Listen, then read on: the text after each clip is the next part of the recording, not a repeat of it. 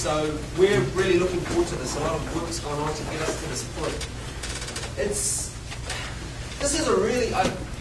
is a really important and crucial workshop for the future of the game in this province. And as we start to roll out long-term player development over the next 2 to 10 years, today's the first start. As learning facilitators, you're going to be working with the coaches of the future. You're going to be setting the example, showing the professionalism, sowing the right messages out within the province. So I can't reinforce enough how important these next 2 days are. I'd also got a public thank you to say to the instructors that have been keeping the game going for us over the past years and decades. Without them, we wouldn't be where we are today. And we've got many of them here today that are coming on board as learning facilitators, and others that have moved on to other environments as well. This is an evolving process, and these next 2 days, if there's one critical thing that you can take from these 2 days, it's the coach approach. It's the shift. Okay, we're moving from being instructors to facilitators. We're looking to engage our audiences more. We're looking to bring out the strength and the experience of coaches and players. We're looking to take a back step. We talk about guided discovery rather than instruction. So I suppose my message is there's going to be things that aren't perfect. Okay? Some of the content you might look at, some of the things you may see, things might be slightly out of line. Okay? You might look at some of the information on the DVDs and CDs and it might not be quite where we want things to be. Even with some of the workbooks, they're drafts. Okay, so we're not here today with everything finished and complete. We're still receiving content that's being finalised this week. So we would love to give you finalised content for you to roll out and move forward, but it's not quite there. So my message is approach things with a glass half full rather than the glass half empty. Okay? Look at the huge shift and stride that's happened rather than probably nitpicking at some of the detail. And this is the same message that we'll expect from all of you when you're out there with coaches, with parents, with club members as we go through things. Okay? Change is a challenge. Change is new. But the direction we're heading in is wonderful, and there's been some huge strides taken in that direction over the past 6 months. We've got in front of you, you will have an agenda for today, a schedule. We're going to be starting in here with some classroom work, and then be out on the grass and be in between both environments for the next 2 days, and Marc will touch on more of that information soon. Before we kick into things, I'd just like to introduce some important people in the room. You're all important, but some people that you'll see more of. Firstly, Marc Schryburt over here from the Coaching Association of Canada, who's going to be facilitating you through the next 2 days. We also have Mark Marshall at the back of the room, the new OSA Manager of Coach Development, newer than myself. We also have Estelle Nichols somewhere around. Is Estelle here? She shot out? She shot out. If you don't know Estelle, I'm sure most of you do. So she's our coaching coordinator, administrator, and has been keeping us in line as we're prepared for today.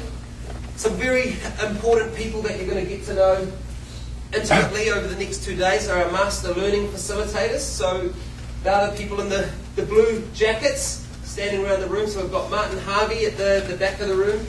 We have Rick Morandini here. We have Glenn McClung. We have Bobby Lennox. We have Steve Hart.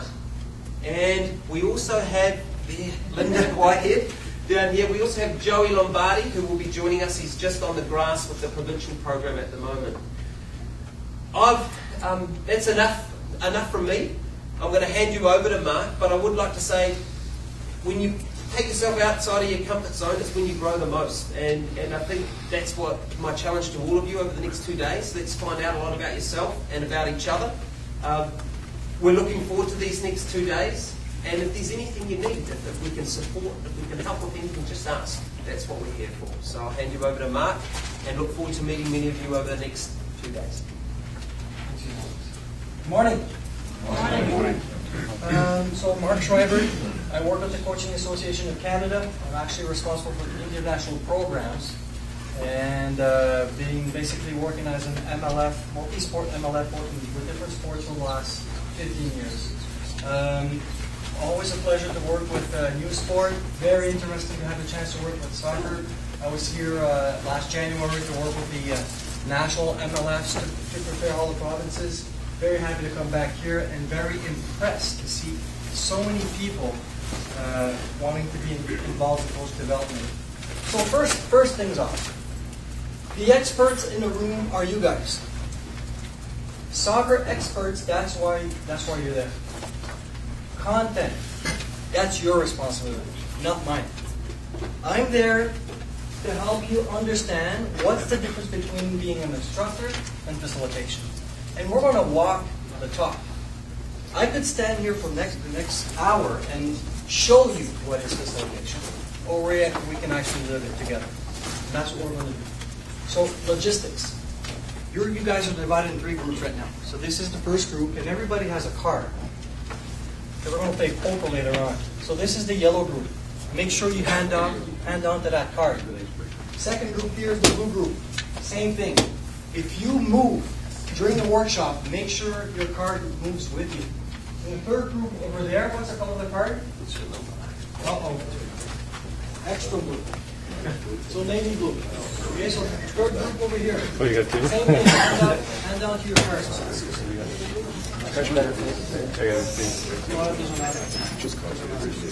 Okay.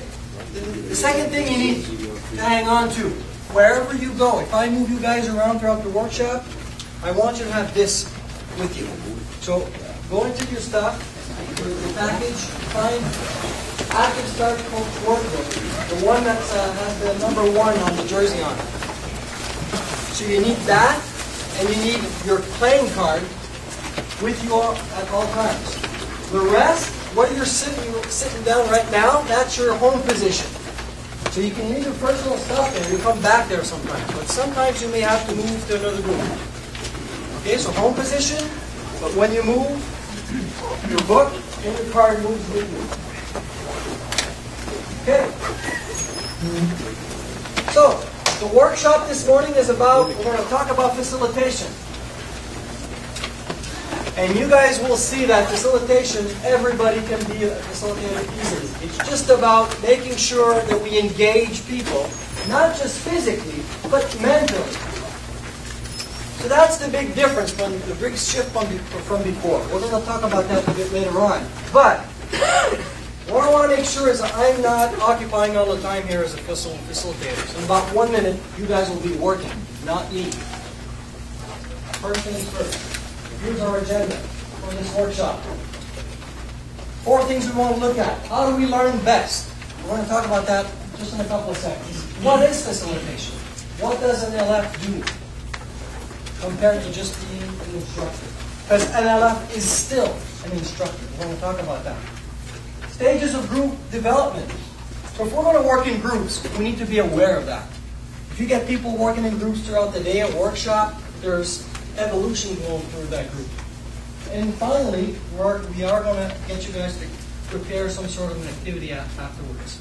So, okay, right there, right now on your table, everybody has there's at least 2 flip charts on each table. So I want to use this group as an example here. So each table, there's a maximum of 8 people. So we're going to divide each table in 2 halves. So 4 people are working with one flip chart, and the other people are working with the other. Okay, so make space on the table. Now, 30 seconds to make space on the table. Making sure that you have that card and that book not too far away.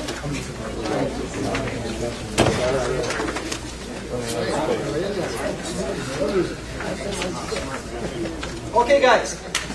When I give you the signal, everybody's going to stand up, stay where you are, and identify per group, for group of 4 in front of that flip chart. You guys are going to identify who's the tallest people in this group. And if it's you, you're going to stay up, and the other guys are going to stand together. Okay, stand up.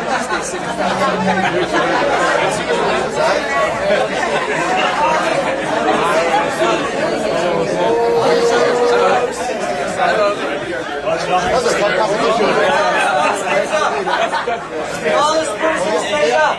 We should have 2 people per table. We need 2 people per table. Another one over there. Who's the tallest one over there? Over there. I don't think you want to try. Do we have 2 people per table? No, that's okay.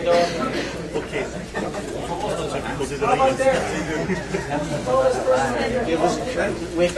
Okay, so gentlemen, ladies who are up, you guys are our first table leaders. Congratulations. There you go, Fred. Good job, buddy. Those 6-inch lifts there. Okay.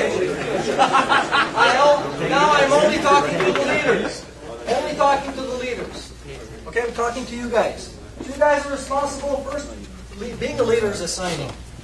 So it's a perfect job. So please assign a recorder at your booth. Somebody's going to work and record on that picture. It could be you, or you can say it's you. You can assign somebody. All right. Leaders. You already have your hat. Gentlemen, please.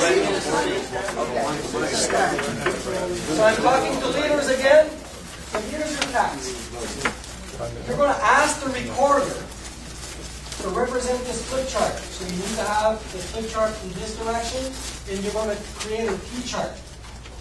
On the left side, the title of that column will be How Do We Learn Best? So recorders, you guys are working now. Prepare a T-chart. Okay? And leaders, for the next 3 minutes at your table, okay, you're going to get a brainstorming session on what helps you as an individual learn the best. Think about that. Very open. Very open. Be anything. How do you learn best? 3 minutes of discussion. Write down your ideas. Go. So we do visual. This side here.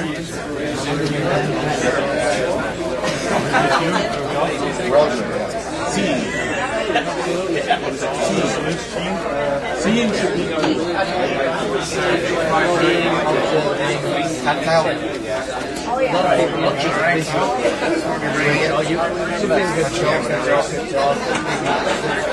most kids are making it. Sure.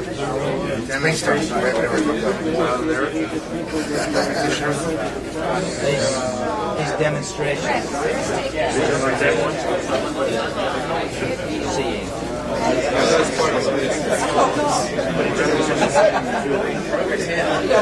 And then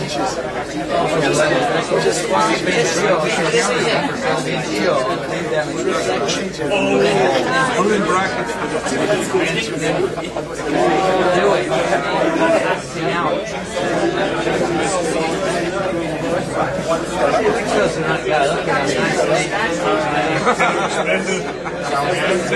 Is it that in there?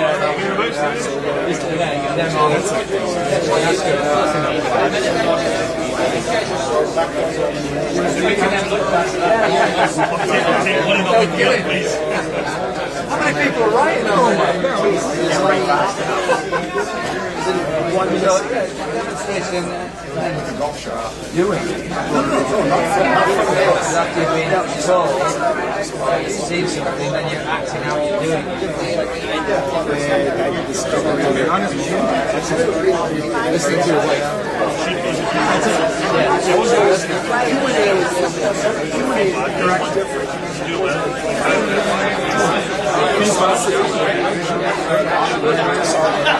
And it's also awful that communication, talking, listening. Okay, stop. Just a quick pause here, please.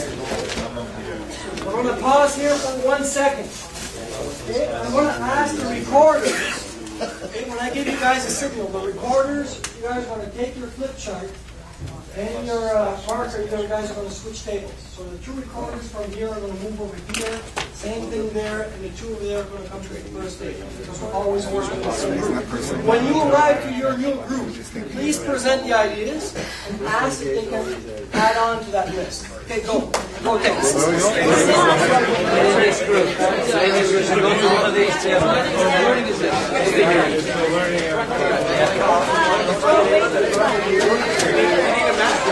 I need a match.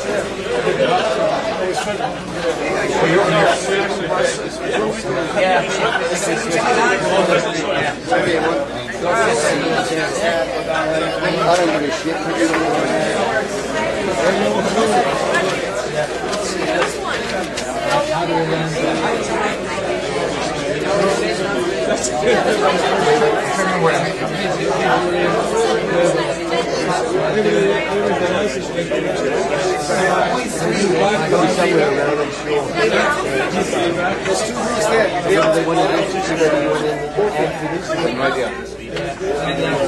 What's the idea, Martin? Probably your own.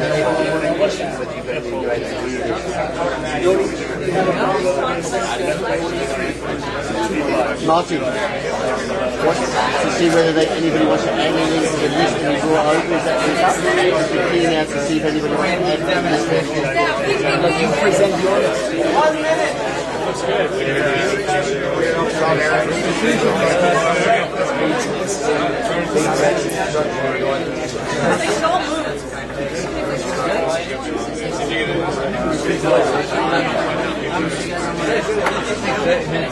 Really? This is under Behind the guy you came in. I came in.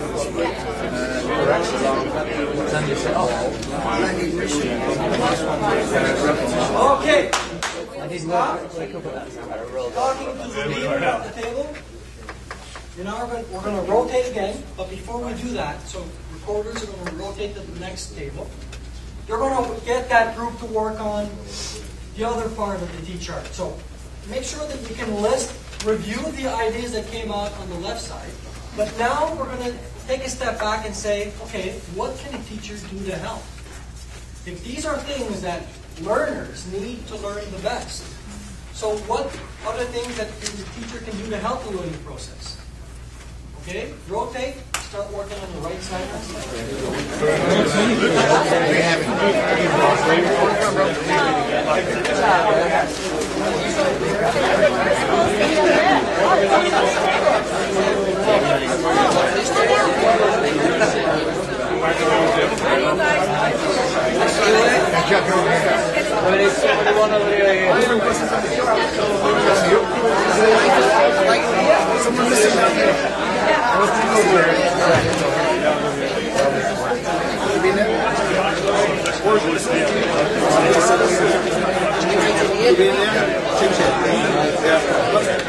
Go there. Frank. Hey,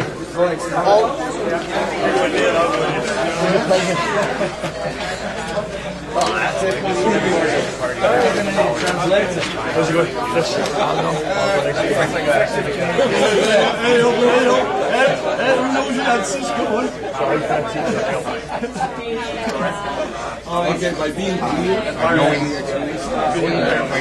learning methods.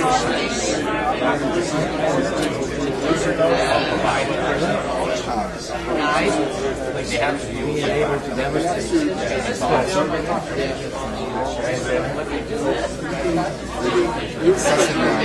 Assessing the reaction of your learners, you have to adjust. Without learning using the method and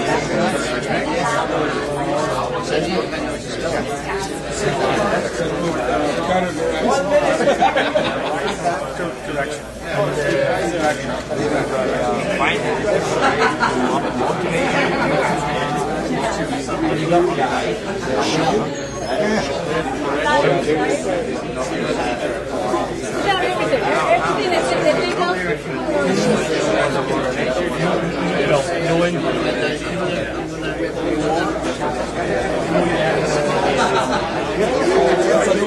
knowing different methods, knowing your audience. audiences.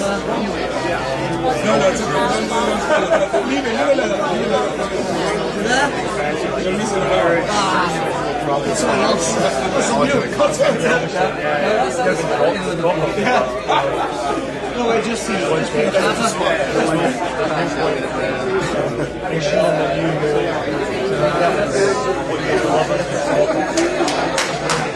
Okay, coming back together.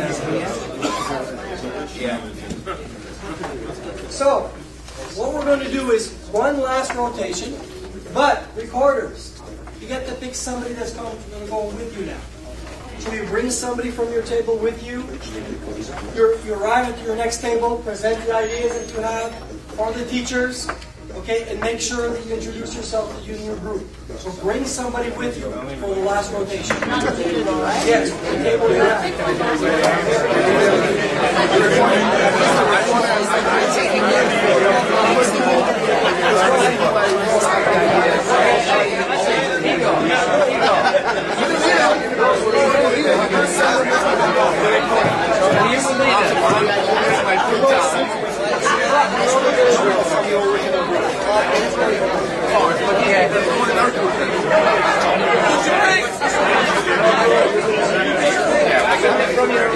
Alright, we're back.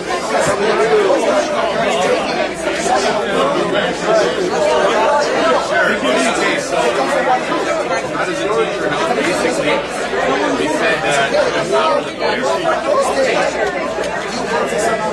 Where's yoga?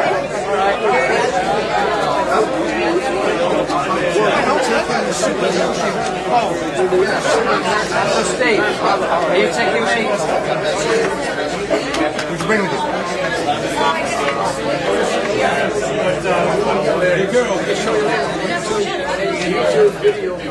I teach high school. Yeah, although I don't really teach high school. I want to.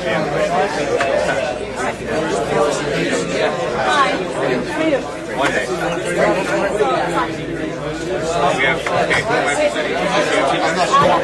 so we said that how to basically, this one is empowering the people to give them enough time, so don't overcoach, let them, practice, obviously, be able to demonstrate, pose a problem, per se, and let them try to solve it. And those are sort of two reasons not to always be the leaders, so they can actually have some autonomy and, decision-making, creativity. And I guess that's pretty much like everything we've read the last 2 weeks of learning. Right? Same thing in education. Same thing, right? Knowing different teaching methods. We're both teachers the same. Knowing?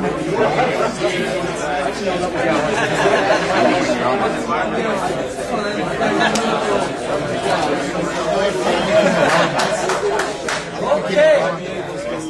Leaders, here's what we're going to do now. So I'm talking to the leaders.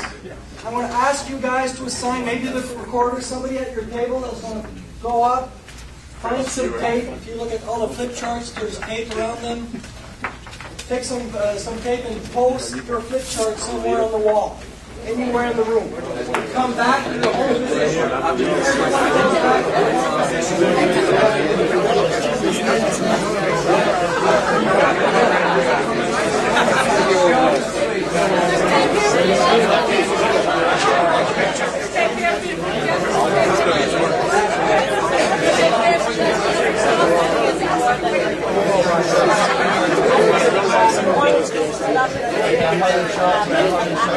Stick it up wherever you want. Stick it up wherever you want. Okay, not exactly.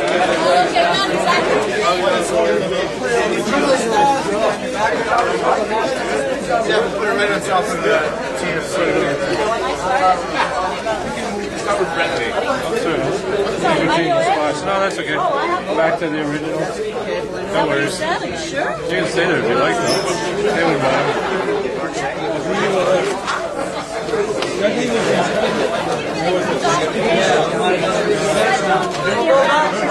Stay like that. That was my prayer.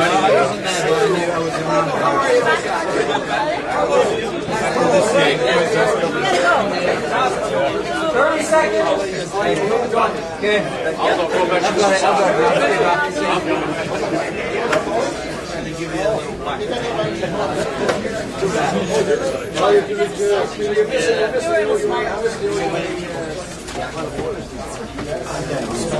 Okay, as you get back to your home chair,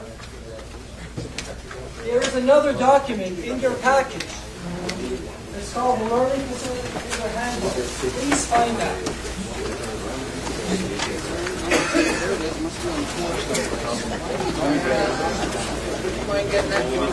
Not a whole lot of I'll go home.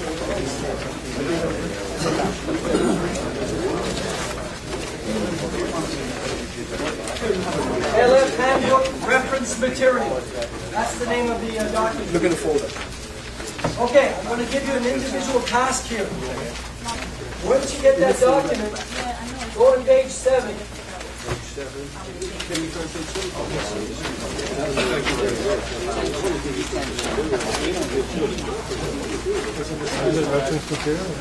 When you get there, there's a section called right in the middle of page 7, Principles of Adult Learning. I'm going to give you guys 3 to 4 minutes, ask you to read that section individually. Principles of Adult Learning, page 7 and 8. Individual reading.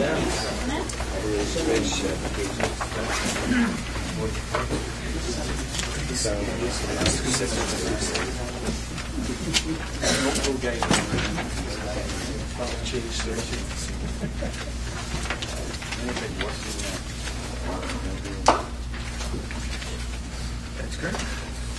The light isn't great.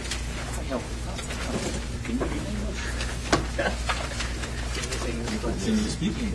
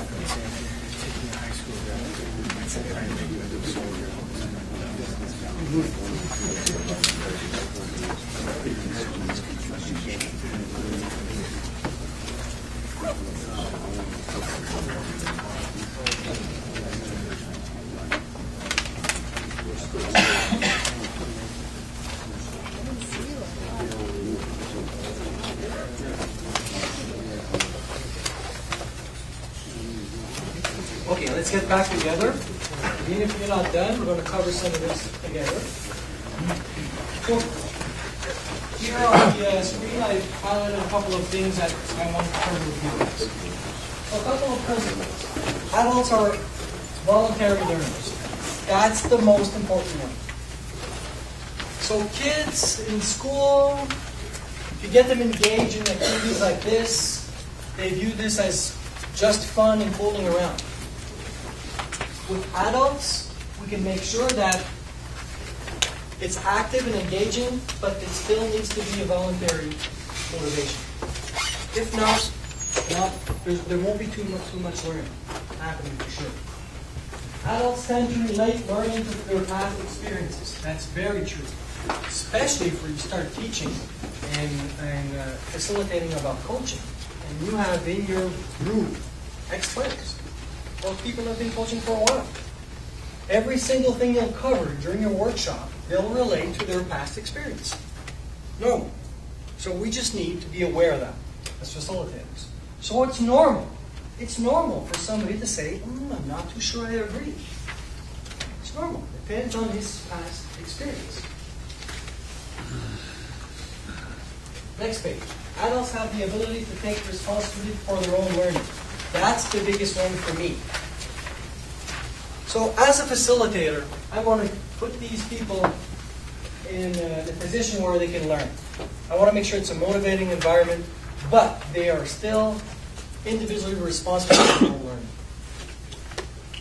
My only concern is to make sure that the quality of the workshop is good enough to provide a good environment.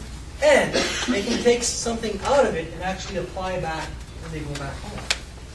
If all I do is give them information, which could be very good information, but they don't have time to digest or practice during the learning, then we're just hoping that it's not training, it's a conference. But there's a big, big difference here. So they have to be responsible for their own learning, which we call self-directed learning, and I saw that in a couple of the charts. And finally, provide learning activities that engage individuals. So that's easy in sports. If I'm just doing this in a math course, it's not the same. So for 14 years, I was a director of studies in a private high school. And we were problem-based approach school. Everything was about what the kid can do with the content, not just learning about the content. So I made sure that my history teachers didn't just put effort in making sure they knew the dates. What's a date really? So in sports, we're lucky. It's all about movement and skills. But now you guys are responsible to train coaches. Coaching is not just content and knowledge. It's skills. You know that. You guys are all coaches. Coaching, there's the science part of coaching. So you need to know the specifics and the techniques and how to train speed, and how to train motivation, concentration, physical abilities, mental abilities, technical, tactical. That's the science part. But we also know that it's an art. That's the gray area. Makes a difference between somebody that is a great coach and somebody has a harder time at it. So we can't treat them as robots and say, this is the drill, apply the drill.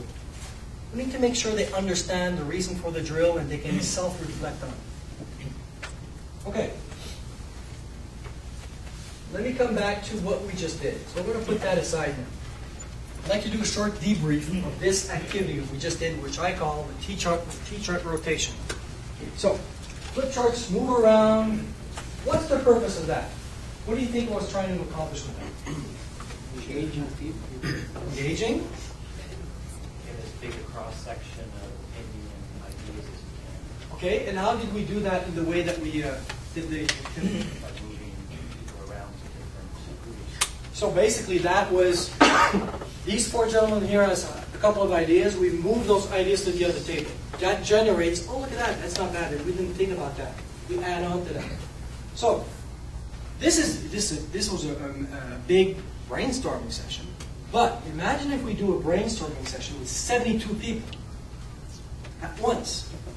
Okay, how do we learn the best? Some people will raise their hands, we'll get a couple of ideas. Are we really engaging everybody? No. Group is too big. You get always the same people talking most of the time. This is non-threatening. Small group, fairly easy. What's the other objective you think I had in mind? What happened throughout this first 7 minutes? Actually, you did that during 7 minutes. Interaction. So, right away, to start my workshop, you guys notice that it won't be a question of a sage on the stage talking in the front. I told you, in a minute you guys will be working. So facilitation is making sure that people in our workshop are working on the content. Because, seriously, I could have presented that to you easily. Here are the list of top 10 things that people, how people learn the best. And here's a list of top 10 things of teachers, what they can do to make sure to facilitate the learning. Questions? No? Okay, let's move to the next slide. That's how we did NCCP training, theory training before. Present 150 slides in about an hour. Okay, so now it's not just about the content. It's making sure that people can work on the content. Question: how can we apply this principle to the training of coaches in the field? Okay, I'm going to take a step back here, because our job is not just to work on theory stuff. We need to work on skills, make sure the coaches can coach skills. How can we apply this principle of interaction, brainstorming, moving around ideas, somewhere on the field? So, you don't need to answer that now, but I'm going to bring you to that book we talked about. Remember? So the Active Start Coach Workbook. So it needs to be the one that says 1 here. Number 1 on the jersey. And you guys are going straight to page 6. I'm going to ask you, just in a quick minute, individually, take a look at the assignment, at the task, on page 6 and 7. Just take a minute to read that.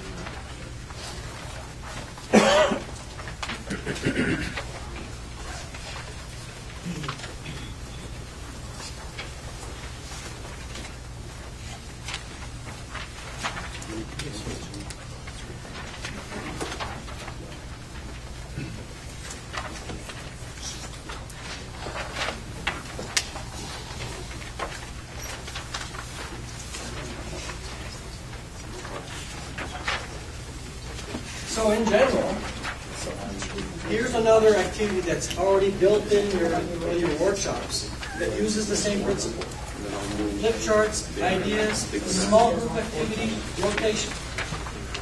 Okay, so because we want to make sure that we can generate ideas from a small group discussion and exchange that with other people. Now, we could make it even simpler than that. Let's say we have a group of coaches, we give them an assignment, we say, guys, we want you.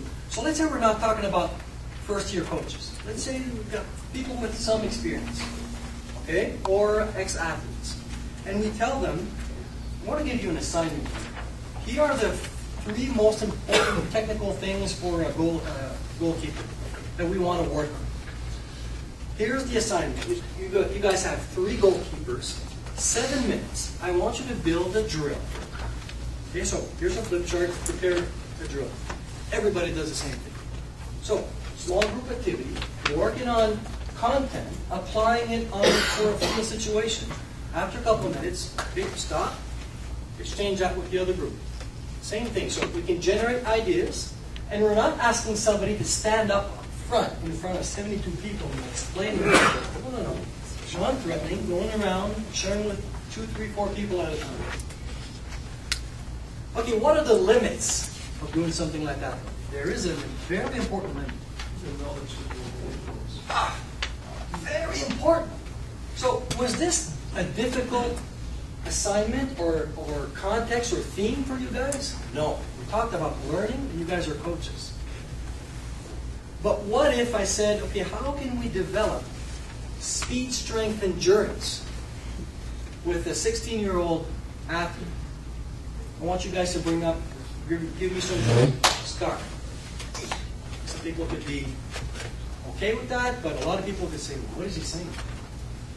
So it all depends on the level of the content. If the content is more complex, you can't use something like this.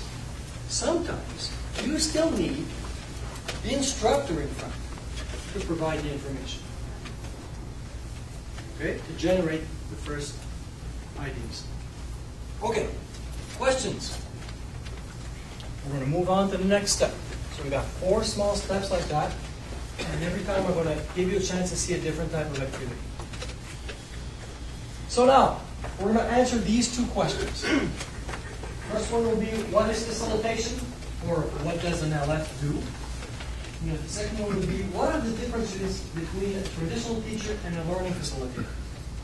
Physically, I would walk into a room, sit down as an observer, and what are the things I could say, well, this is a teacher type of approach to the classroom here.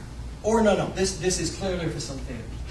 What could be the observations that I can notice if I walk into that room? Okay, how are we going to go around this? I'm going to give you guys a table name. So you guys are table A, B. A, B. A, B. A, B, A. Good? So, table A, I'm talking to you guys. Remember you guys had a leader? Same leaders, talking to the leaders again. So, in a second, the MLS, I want to ask you guys to rip up some new flip charts because we're going to need some for the next activity. So make sure we provide 2 per table. So, table A. Let's get organized here.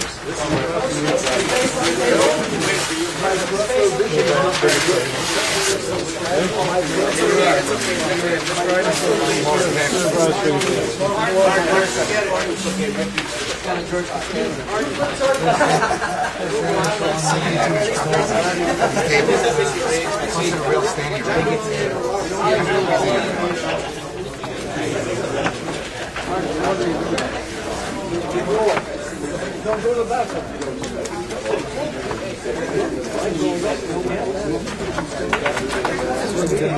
Okay.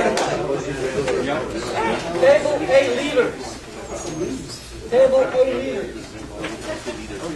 So your assignment is this. It's not a T-chart activity anymore. This is called a poster presentation. So at the end of this activity, somebody from this table will take the poster and come and present it to the other group. A group that did not work on that assignment, because this is just table A. It's fairly simple. I'm not telling you how to organize your poster. You can do a graphic. You can actually draw an LF with, for example, big ears, because you can decide that he needs to be a good listener. Doesn't matter. It's your own poster. So what does a good LF look like? That's your job for table A. Behaviors, skills, attitudes. Table B. Table B. So yours will look a bit more like a T-chart. And on the left side, you're comparing. You're walking into a room, and what can you observe? Behaviors that will tell you that this is a more traditional teacher compared to a learning facilitator. That's table B. Okay, 5 minutes to prepare your poster. This is a poster too?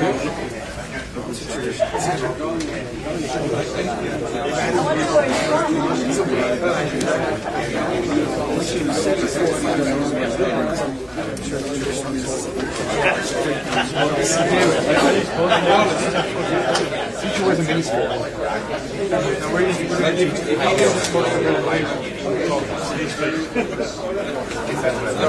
I would say the first thing is the way the room is organized. I mean, you don't want to learning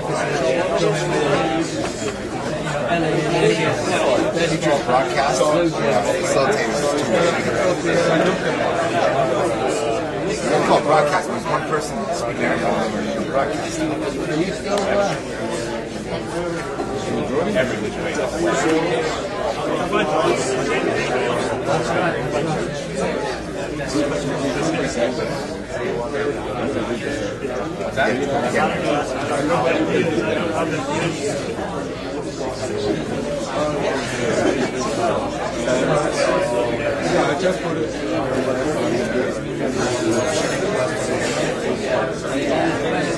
Let's say we're going to do both at the same time. This person is content-centric, this person is content-centric. Don't worry about the stuff that's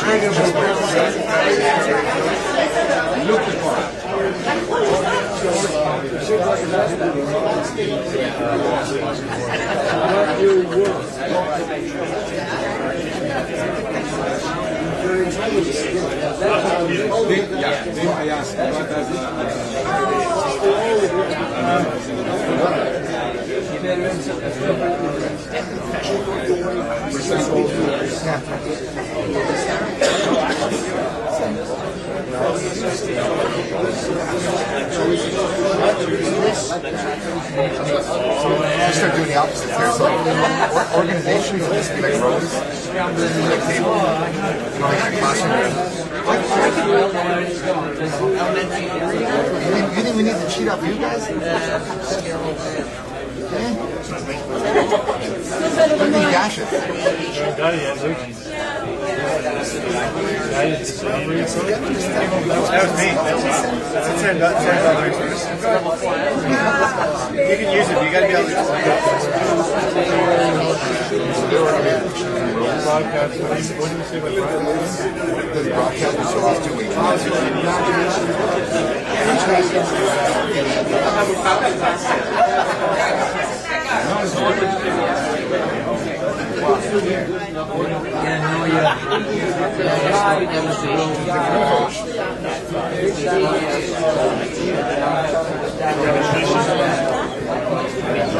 Also, just talking broadcast.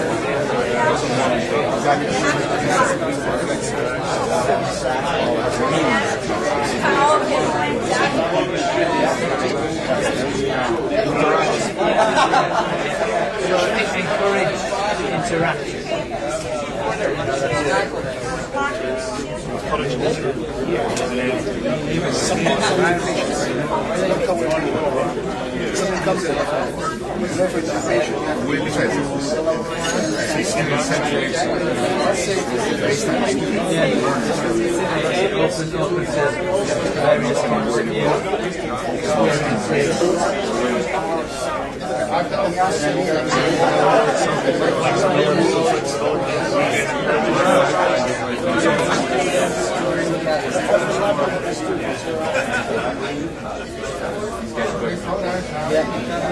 Willing to learn.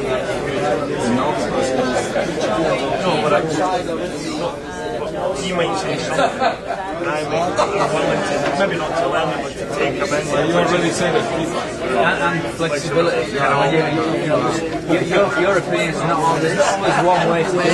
That's what I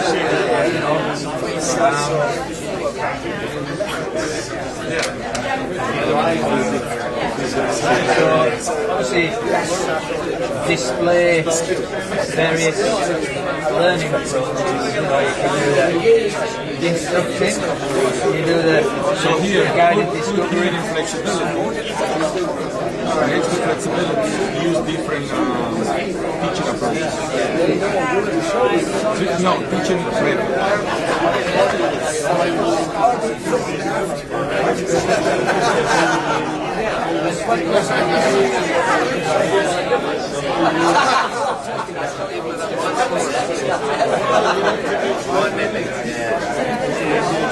I mean, that comes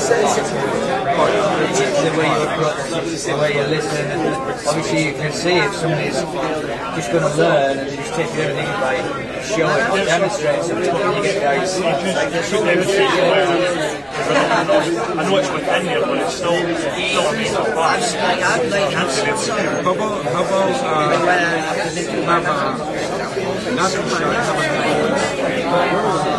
not good voice, but we have to vocal. No, vocal has to be, but students have to be able to hear. You have to have teaching personality or some You build a rapport with your group. Your group are real old. They're not going to be taking any references to any newer or recent or trendy recent trend. Obviously they might be old school, so you kind of tailor your presentation to that group.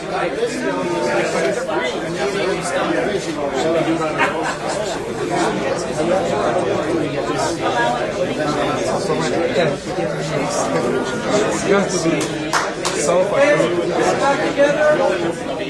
Confident.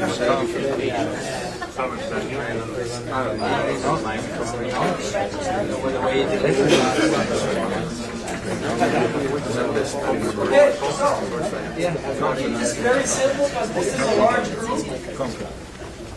So every single poster will be presented twice. So let's say I take care of this one. I could leave with somebody else, or I could do it on my own. I could present once here, once there, it doesn't matter where I go. I stay within my own group, okay? Because, so some of you guys may get the same presentation with different ideas. Or you may get a table A presentation even if you worked on that. Doesn't matter. We just want to see what different perspective we have on the questions. Okay, so 2 presentations within your own group. Go. Is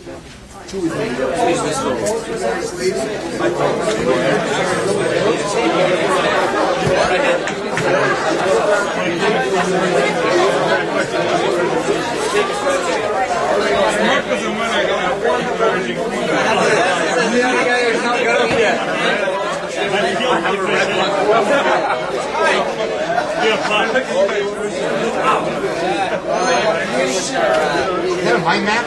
It actually tended to be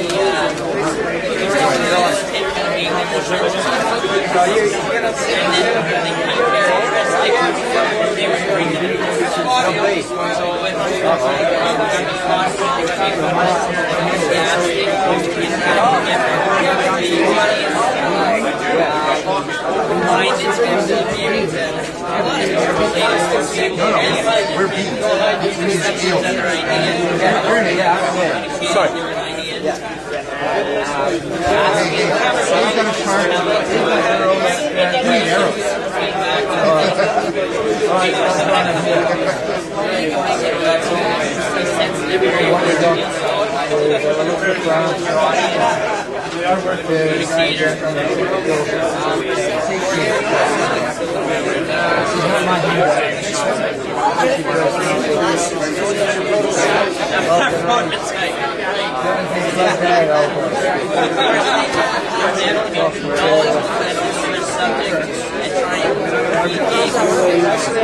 that was the line.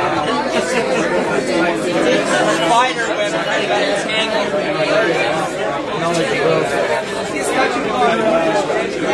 You guys have any other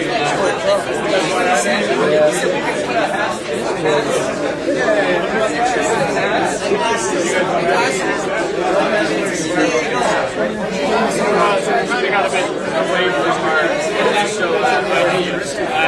Before the Learning Facilitators are part of the process, I think our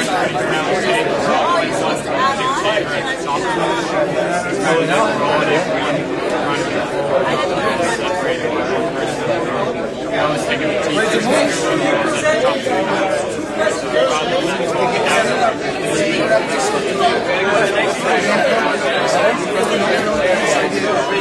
only recognize names like a giving coach.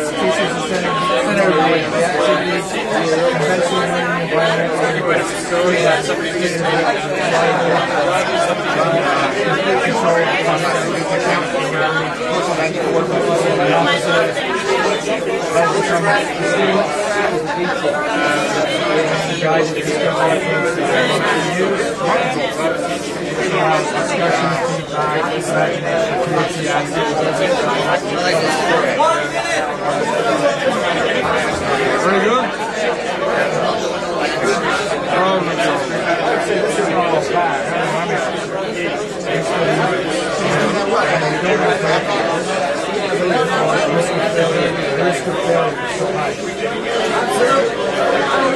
We don't want you to think about that. I agree. Training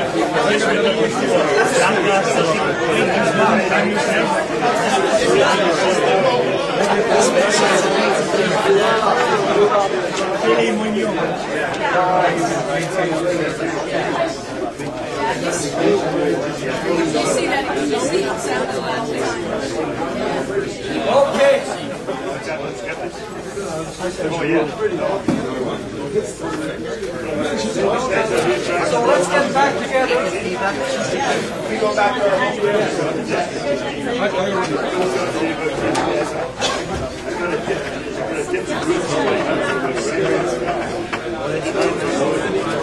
Well, the first thing I'd like to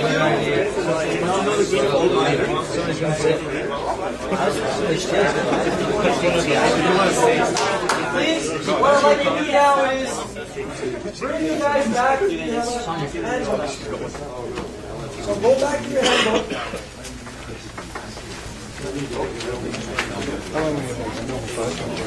And we're going to page 12.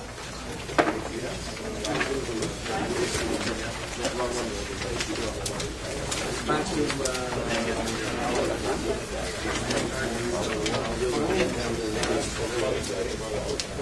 going to ask you, just like you guys did earlier, I'm going to give you guys 4 minutes individually. You're going to read the functions of the left.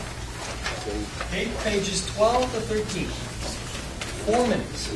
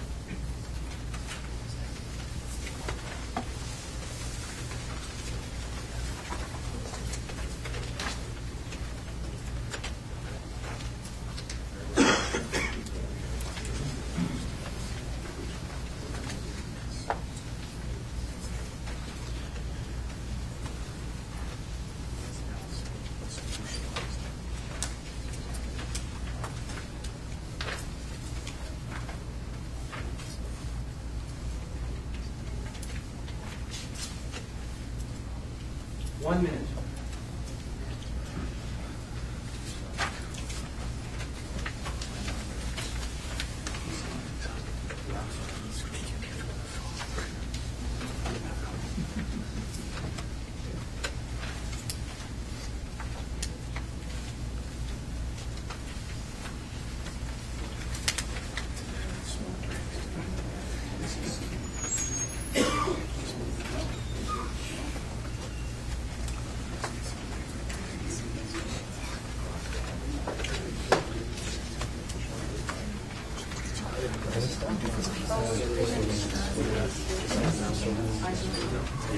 Okay, let's summarize this together. And this one's very easy to do. 3 words. So I want to make sure I get your attention here. So, the very first word is instructor. Look at that. That's intentional. So a lot of the tables or the poster presentations that went on, and the ones that were comparing what behaviors or attitude or things that I can see that are that a normal traditional teacher would have as behaviors compared to a facilitator. And then there was discussions about, well, for sure, a good LF is also a good instructor. That's the first thing. If you don't possess the content, if you're not a content expert, you cannot be a facilitator. It's more than just having people engage in activities. It has to be about the content. It has to be knowledge, not just of skills, but of content. So the very first distinct function is being an instructor. And we're going to talk about that afterwards, because there's different ways of being an instructor. He's a guide and a moderator, for sure. And a lot of good things came out of this last activity, by the way. Very good work. So I'm going to put that aside for now, and I want to come back to the debriefing of this last activity we just did. Small group work and presentations again. So let's talk about the instruction part. So we call that instructional design of a workshop or course outline. Normally, the traditional way would be provide content, then have the people work on the content, 2 by 2 or whatever. Think of a math class, a traditional math class. Here's a theory. Good, so go to page 17, work on problems 6, 7, and 8. Give content, throw them in action. What's the difference in the instructional design that I've used twice now? What's the difference? There's a big difference. Yes? Well, it's the reverse. You get them to brainstorm first. Okay. And then, using some of the ideas that are brought up through the activity, you will represent that to the group and then add your own. Okay, and what did I decide to choose to use today to provide you with the content? Was it myself? No, I used the handbook up till now. Why? Simple content. Things that we already know about. We're just looking at it from a different angle. So the instructional design of an interactive activity is, unless the content is very difficult, okay, or needs more precision, if possible, you throw them in a problem-solving approach activity. And then at one point, if you feel that they need help, you stop them. If they don't, let them go. I did not stop you, because you guys all know you got the baggage and the experience. They didn't even come back to what you've talked about, because you're perfect examples. But if I have you working on something more difficult, I may stop you and say, hey, by the way, to help you guys out, go to page 17. You'll get some theory there, and read that and continue with your activity. Continue. I see there's a problem. Stop you again. Okay, guys, we're going to take 5 minutes, and we're going to talk about speed strength here to make sure we're all on the same page. So the principle is, if we want them to be mentally engaged, there's a difference between if I show you what it is and I try to bring you to where you should go. Very big difference. So I'm still an instructor, but I'm using you to go to point B. I'm not just bringing you, I'm showing you what point B is. That's the subtle difference between both of them. Okay, poster presentation. What's the difference between the second activity and the first one? What was the difference? There was one. Yes, we worked on a chart, or a flip chart sheet. There was one big difference. No? How was the ideas generated from the first activity? Was it only the one group that worked on that sheet? No. So the rotating brainstorming T-chart is gathering ideas from different tables, different small groups. The second activity was, okay, here's your assignment, put your ideas together, put them on paper. Just you guys. Once you're done, you're going to present that to somebody else. How could we apply that with coaches on the field? I'm asking you, take a step back, think about what we just did, forget about poster presentation, just presentation. How can we apply that to an activity-based learning situation with coaches on the field with soccer coaches? So the answer, going back to this active start workbook you have, we're going to page 10.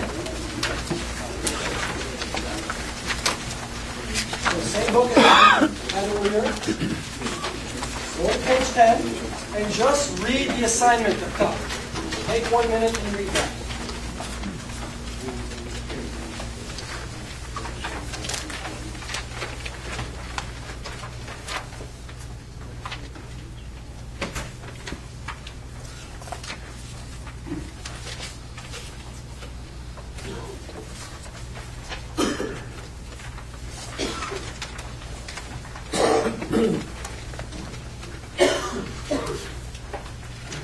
So the examples there is fairly straightforward. Get people together, give them the theory, so they're going to probably look at a manual or a DVD about technique, and they're going to have to build a session. And then, instead of just presenting a poster, you're going to use the group and actually run that session. So the principle is simple. So, instead of me, as an instructor, instead of me using 4 people in the group, having everybody watch, and I run the session, I give them tools so they can build their own session. I can still facilitate in there. It would be difficult for me to do this alone with 72 people. When you got 20 people in your group, 20 coaches or 50 or whatever, there's a couple of LF to help you out. That's easy. So they're engaged. Everybody's building a session. And then you can get 2 groups together and they all talk about their sessions. They present what they worked on. So what a difference. Same objective, which is putting together a session. I can do it as an example. Everybody watches and take notes. Or get them engaged. By the way, it takes the same time. There's no difference. But it's engaging everybody. So, the difficult part. What's difficult with that? Well, it's to hand out the responsibility a bit more. So sometimes you still, when you know that they're going to work on something, they're going to present to other people, you need to get your head in there to make sure that they're on the right path. That's the only danger. Because you don't want those people to go out to new coaches and present something that's wrong. So for sure, that's where you need to decide, that's where it's built into the coach's workbook. If you need to provide theory and content before they start working. It's all a question of the level of content. So what theoretically then you do a model session, divide the people into groups, so get one to organise it, one to make the session easier, and another one who can make the session harder. Yeah, for sure. Okay, other questions for you guys. What's the purpose of always moving you guys from one table to the other? That could be viewed as a waste of time. Yep. Out of your comfort zone? Yes. It's like coaches will have to do, adjust on the fly. Plus, something else. What was the purpose of that? Yeah, Getting exposed to different environments. yes, so different ideas. We want to learn not just from the instructor, but also from experience in the room. But also, it's still non-threatening. Not at one point did somebody have to stand up in front of the whole group and present. We're still within a small group environment. That's fairly important. As you go on through the session, there's only 25 people in the group. And if you're doing something that's very interactive, after a couple of hours, they all know each other. They don't care anymore. It doesn't take that long. Okay. Questions? All right. Good work, guys. We're moving on. Next activity I call the jigsaw. Okay, so you guys will see why in a couple of seconds. We are now going to talk about stages of group development. So now you'll notice a very different approach in the instructional design. Okay? So, in a second, I'm going to ask you guys to read individually, but not exactly individually. I'm going to give you an assignment. So remember the card I gave you? Where it was on the table? You're going to need that card in a couple of seconds. Okay? So before we go there, I want to introduce this concept. Stages of group development. So we have noticed, and that's not just in a sports environment workshop. In any environment, put 4, 5, 6, 10, 15, 20 people together, like a team. The group of people, doesn't matter if they're a sports group or people working in an office, these people will go through stages of group development. So there'll be some sort of initial stage where everybody, so you don't really know each other, never worked together before. Everybody's very polite, respectful, understandable. And then eventually, people are comfortable enough that even if, like the first stage, even if they don't agree, they'll still be polite. Sometimes they won't say, well, they'll say in a very polite manner. Eventually, they come into another stage where, no, I don't agree, and you will know, depending on the personality of the person. Third stage and fourth stage. I don't want to give you too much information, but this is what we're going to read about. But we're going to read this in a very special way. Okay, so now go through your reference material, LF handbook, and this is what we're going to do. Take your card. Make sure you have your card. You can show it, it doesn't matter. So, if I go to the LF handbook, let me go there also at the same time.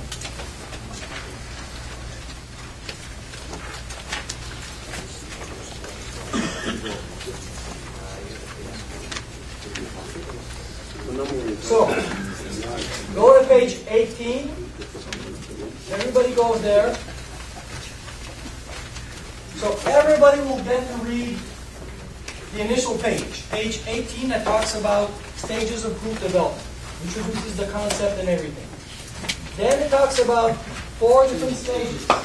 Forming, storming, norming, and performing. Okay, so everybody reads and stops here. Okay, anybody who has a card with a club will read the forming stage. Anybody who has a spade will read storming.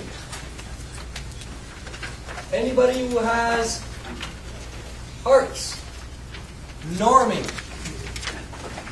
And then you guys can figure out the last one. Diamonds will be reading performing. Okay, so simple task for now. 4 minutes, individual read. That's an ace. I was missing a card. You read them all.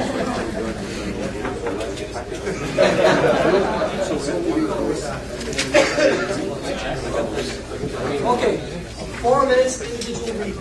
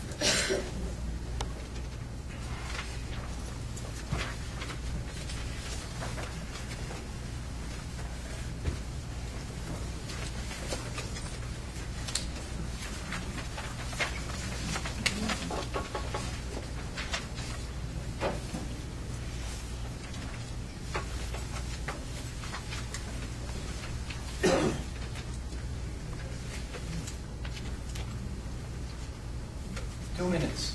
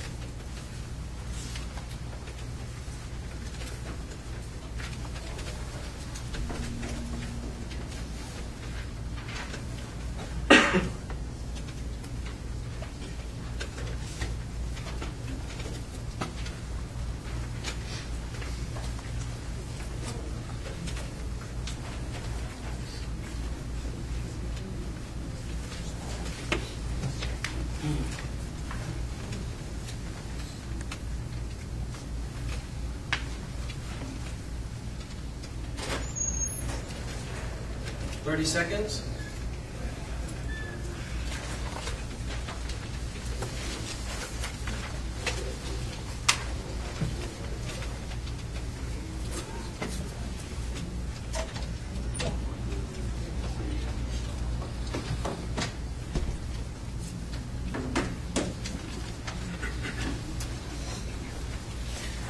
Okay, we're moving into the second part of our jigsaw. If you're not completely done, don't worry, you'll have a chance to talk about it.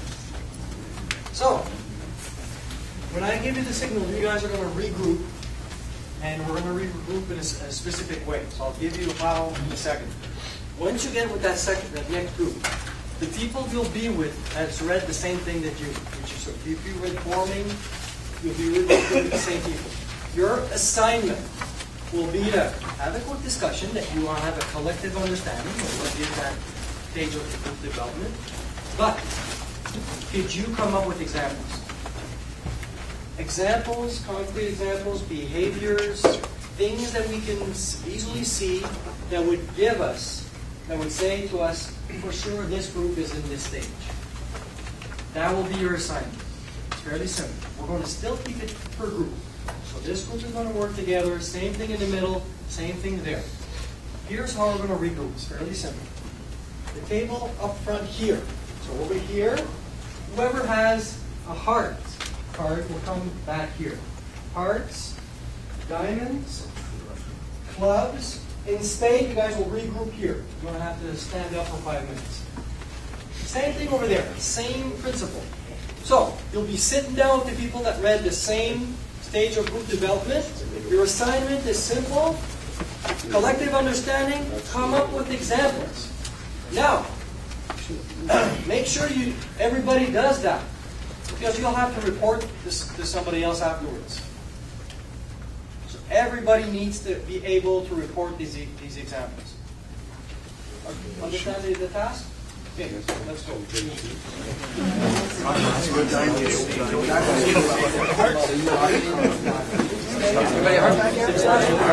Anybody forming?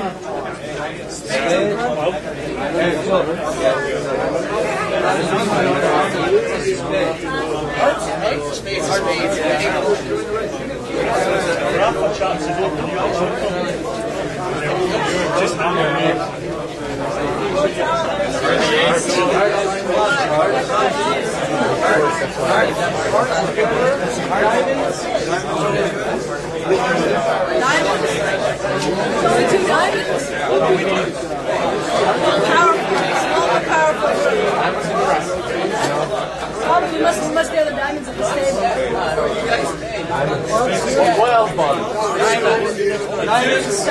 Diamonds. Come on, Raphael. Follow the program. Diamonds on you. Yeah. How are you? How are you?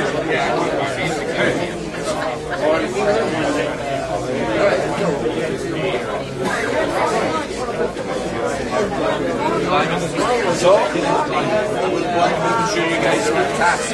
guys are good? I'll give it. John's here. We're going to translate. Irish, we got Irish guy. Freaking Russian guy.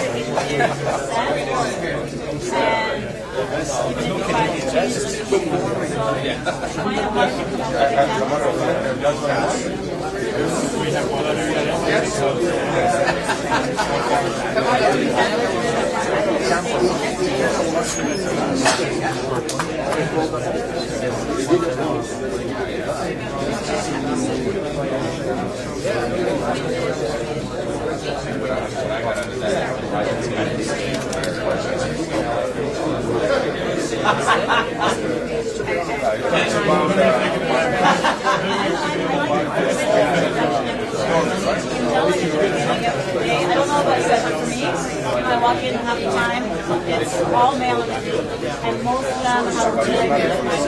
So they're all kind of going, they're all thinking, what is she going to teach us? Is she going to be able to play? What's it going to look like? But typically, after they receive feedback on the field, then they're like, there's a really nice list, and they kind of start buying it. I think it's kind of one class session, one audio session. They don't know how to read it. They don't know how to forward the paper. Then that is something is not just But that question they'll recognize that. They'll recognize your confidence. Not even on the field, but before there is a speaker, you're up there, you're talking to them. I don't know when you walk in there, you've got to come across doing this not right. You go in there with this kind of quiet approach. You're looking for someone that you can say space or not, but respect as well. You've got to try and earn their respect, right? To me that's the right thing. Because to me a lot of these guys come in here, they're all ex-players, half of them, and they see you up there. The first thing they're thinking, what is this guy or female involved in? I think you've got to go in there with that approach. Obviously you have to be up there and be yourself as well. Because like you say, if you don't know the context, then you're going to have a problem. You come out there and you're confident, you know the context. I think you've won half of them over already. The other half you probably win when you walk on the field and do your demo type thing. They know that you can play the game. I think that's really important at the beginning part of the whole 1 day course, 2 day course. But you have to know the content.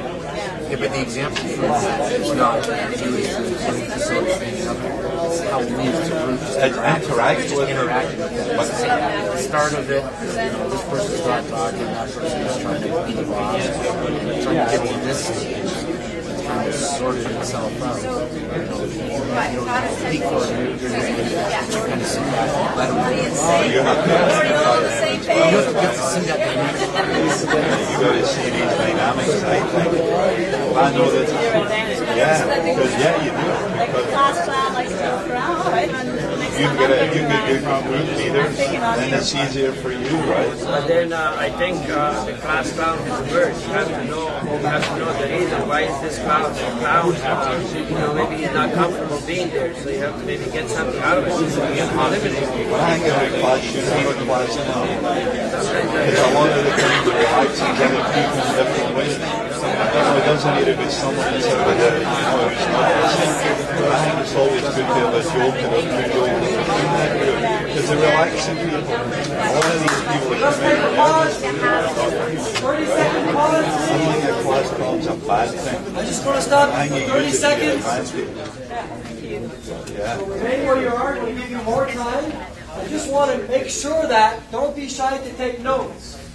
So individually, you guys will have to report to somebody else on the examples, on the behaviors that you talked about.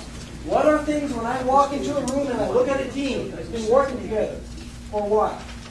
What behaviors, attitude can I see that would tell me, yes, for sure they're probably in this stage of group development. So make notes and make sure that you have a collective understanding and you guys will report the same thing to your peers afterwards. So I'm going to add 2 minutes to make sure that we're on the same page before we go to report. No, you guys are on the same page. You guys got it. We're all got it. Our examples are group.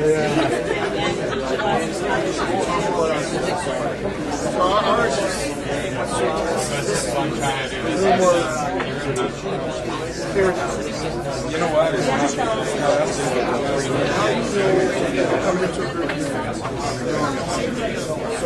long as class people are more comfortable, leaders,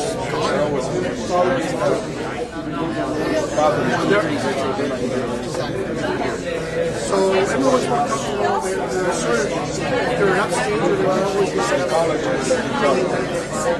when you first come into the world, they're not doing it. What's this person out of? That's all.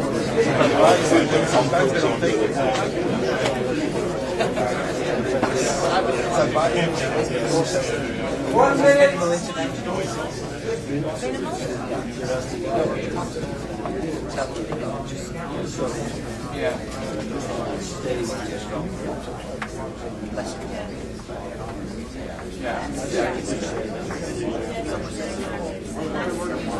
What can we do if somebody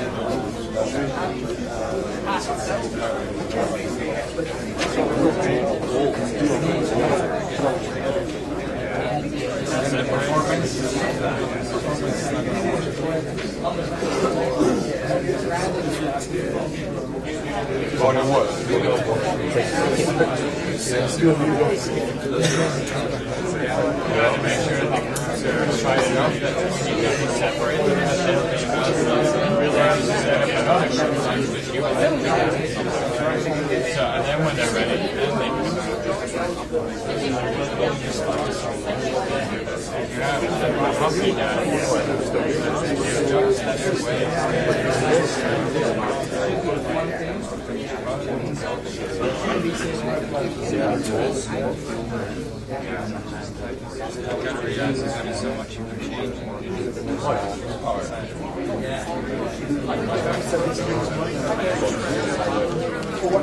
This is what we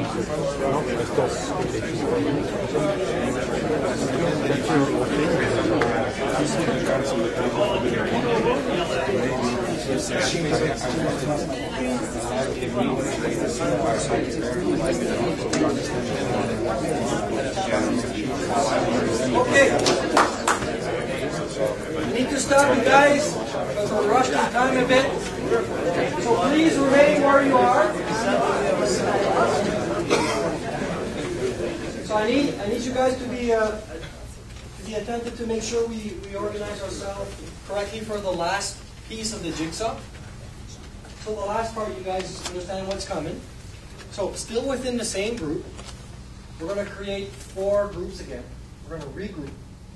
Okay? So it'll be just 4 groups. So there'll be a group of people here with somebody from the forming stage, the norming. So we'll have to make sure that, so this is very simple, you guys are 4. So somebody will come to this table, somebody will stay there, one there, and one there. So make sure you assign at least 1 person per table. Some of you guys will be more than 1. Okay, and then your assignment is easy. Start with the forming. Whoever had a discussion about the forming stage, please present the ideas to your group. Then go to storming and then move on. Simple? 1, 2, 3, 4 groups, reorganize. All right. You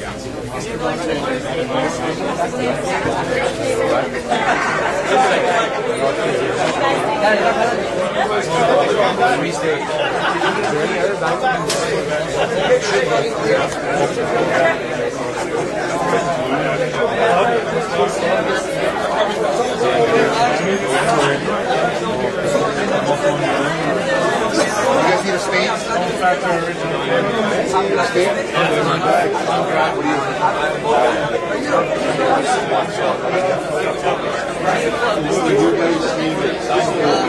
We have 5 anyways.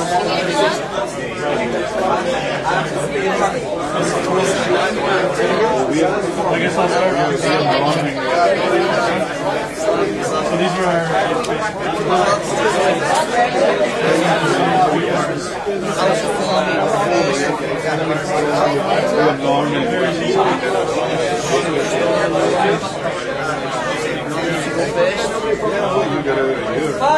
You're forming. So we organize that money comes in, everybody's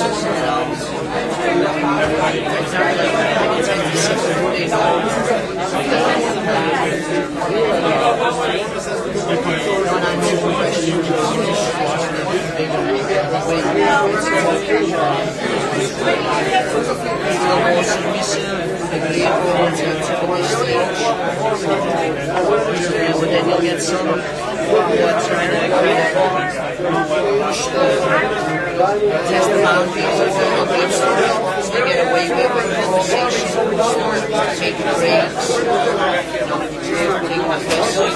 right, so calling that the DLF sets those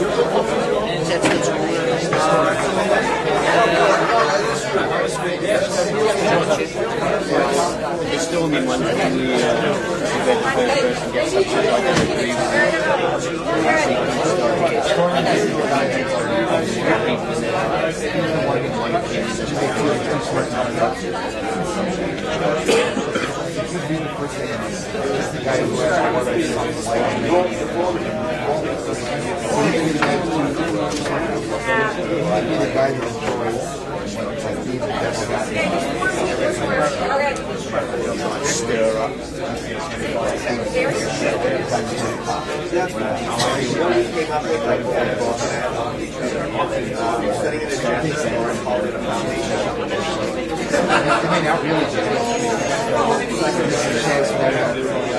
we may not be able to do this in the regular same time.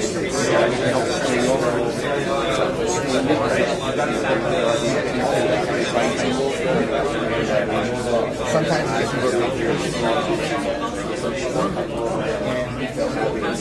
as we yell at good. If you have a great because you can get people to sit down and sort it out. You engage this person with something will encourage something like it's different. See what they feel they agree with this person. Encourage yourself. This person all inspired to make sure that you engage them and don't let them feel driven away and allow them to I don't think it would be just a bit too far if the individual's destructive. Your leadership has to come through then, right? And you have to make decisions. Depending on that, you can disrupt your whole class.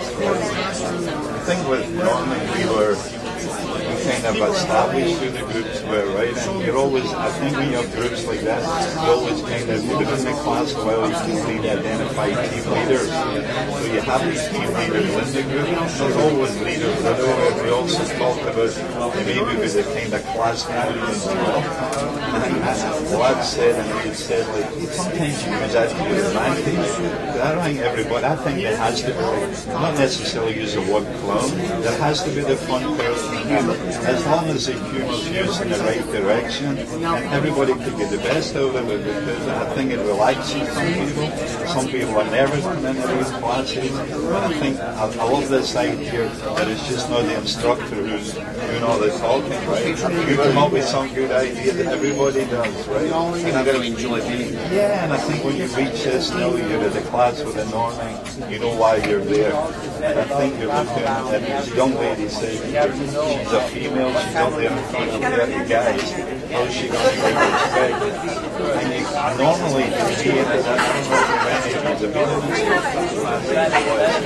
but normally a lot of them will give you that respect and you walk in the field and such engagement. So they can see, not everybody can play the high level, but some people with ex-player mentality who want to get involved are always looking to see, this guy just talking to people. And I think, you have people that content and you have to be able to demonstrate the content. I think that's a big part of it. You have to facilitate. There's that two-way respect, right? Well, it has to be, right? If not, you're going to lose the classroom. And I guess in performing, you gotta get to the stage where you gotta make sure that everybody's on the same page. Although, as it says here, sometimes it can go back to the storming stage, right? So I think a good way of making sure that everybody is in the same page as a unit.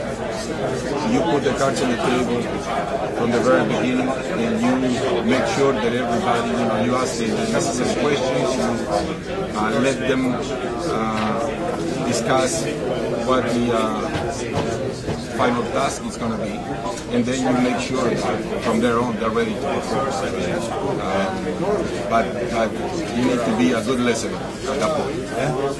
Make sure that everybody you need a unit. Before you play, you have to say to yourself, it's different playing and it is coaching. So I think you have to learn to listen and absorb. We were discussing the fact of a lot of hockey parents. So they were saying, well, we do it like this at hockey. We put the cards on the table from the very beginning. We said, this is a different sport. I understand that this is what we're talking about now.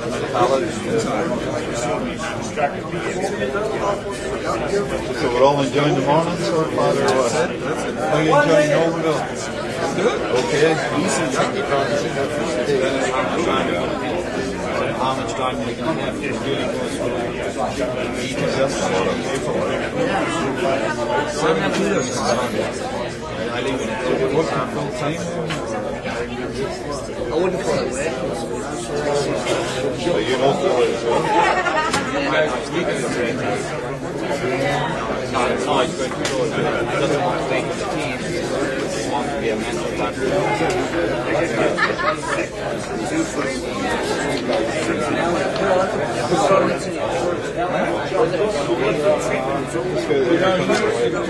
Right in the end.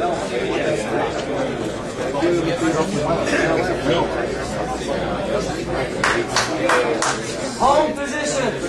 Home-based position. I'm right here. That's funny. You're amazing there to play. All the players make it good. You're a good player.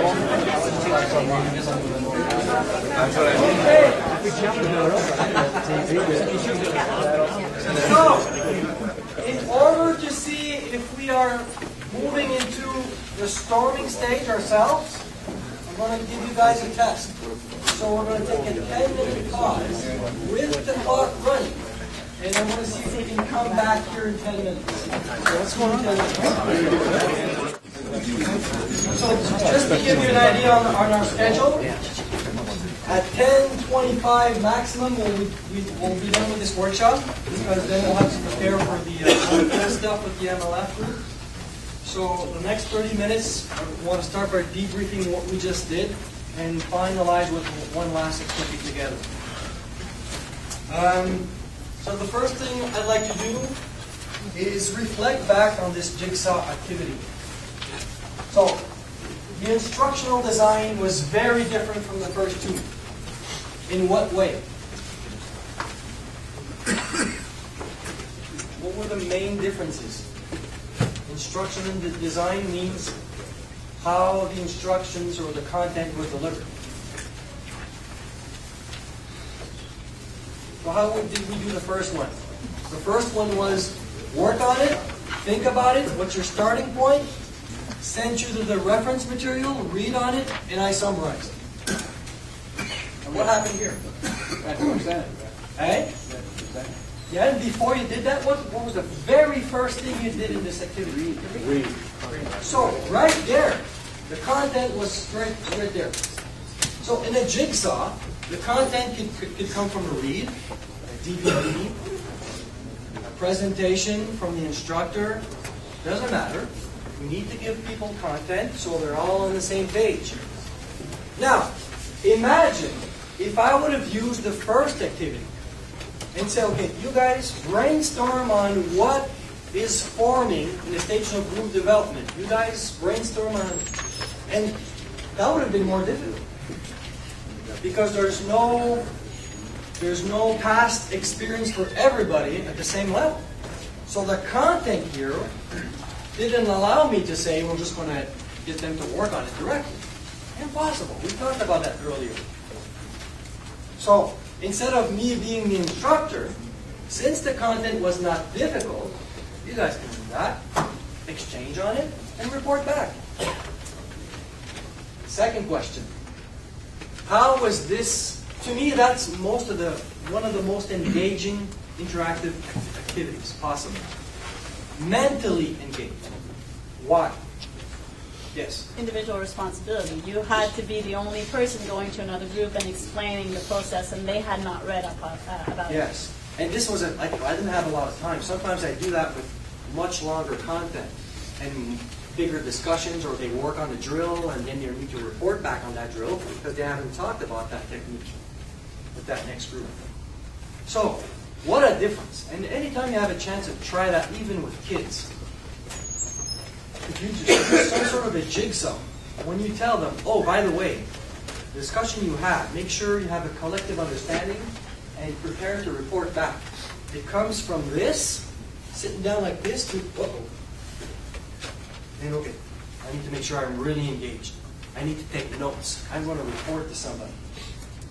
Changes completely. Okay, so that's a very engaged, and that's one thing we're going to talk about on the field this afternoon.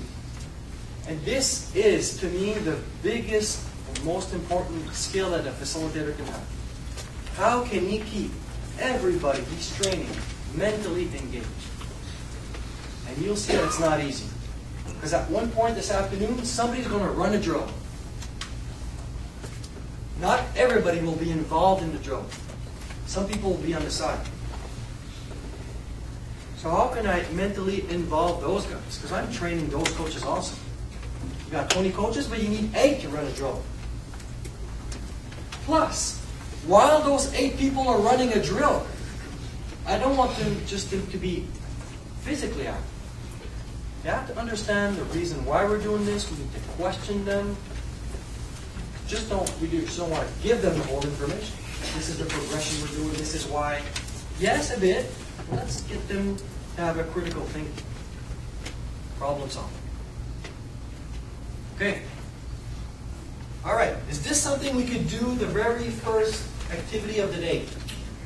It's a bit more engaging than the first two. The first two were simple. Ideas, things we know about, comfortable with, bang, bang, bang, exchange that, simple. Non-threatening. This one, you need to make sure that the group is comfortable with each other before you actually throw them into a jigsaw. So, how can we apply a jigsaw technique to something on the field with the soccer coaches? This one you guys should be able to answer. Take a second, step back, think of the principle of common content. Okay? Whoever read the same content or had the same information, work on something, prepare something, a drill, anything, and then they will report back to another group. Could be anything. Anything. But what's interesting is just this could be a lot of different contents working on at the same time. And even if I'm just working on the drill of passing, somebody's working on something else. And eventually, we'll bring back our brainstorming session together. Okay, you go first. Interesting. You guys thought of that. My group, we were assigned a drill on this. And what are we developing when we do that? Instead of having an instructor showing them drill after drill, we're actually engaging them in drill development. Maybe you guided them completely. Possible. Maybe you gave them a drill and said, could you adjust this a bit for this purpose? Because maybe it's too difficult for them. They're new coaches. Active start. Parents never coached before. So we give them something to start. And by the way, it doesn't take more time. So from the start, when you went and I said we're going to do a jigsaw, which is very difficult with 72 people, never done this before. But from the time you started until the time you stopped, 16 minutes. 16 minutes. Where everybody was engaged mentally, all exchange on this content. It would have taken me about the same time to cover that material in slides. And answer questions and ask questions, same time. So I think this is probably the best example between being the course conductor and being the facilitator. The activity that we just did. And what activity we use doesn't matter. It doesn't. I'm just giving you examples. I got about 30 different activities I use in my workshops. I chose these 3 today because of the amount of people we have. Okay. So we're going to move on to the last step. Questions before we do that? Mark, Yes? just a comment, and you were in Niagara Falls, so you know what we're talking about. As an NCP theory LF, this came up. We've always had this time. How much time do we have? Run out of time, When we were doing the courses we did prior to this, the youth senior, that time was always a major, major issue. Yes. Is this going to be able to, unless we manage this right, this can drag into so for sure, consuming. You remember the third skill? Instructor, guide. What was the third one? Yeah, you need to be organized, and enough is enough, and move people quickly and adjust. So sometimes it happens that I had planned that, or it's embedded in the workbook, and I need to adjust, and we're going to just fly by the next activity. Here's the content, read it, we're going to move on to the next one. Yeah, okay. That happens. Depends on, and that's adjusting, and any teacher does that. For sure. Okay. Any other questions? Yes. Although it's good and everybody participates, you've got less input on the actual quality of the information that's shared. Because you're not in there to say, there might be 1 or 2 people that decide that they're off topic or not using right examples, and it's not the same amount of So thank you for that. That's very important. So normally, again, this is very artificial this morning. But in a normal Jigsaw situation with coaches, if I'm training coaches, the Jigsaw doesn't finish with a debrief. I'm actually summarizing, bringing people back, like I did for the first couple of activities. But you probably didn't notice, but I did move around, and sometimes when I listen to a group, sometimes I'd stand here, and I'm actually listening to them. And I do that when I facilitate now. Because when I stand to a group, sometimes it changes what they talk about a bit. So, sorry about that, by the way. So I eavesdrop on the second group, and I said that to some of the MLFs. This to me today, the group is incredible.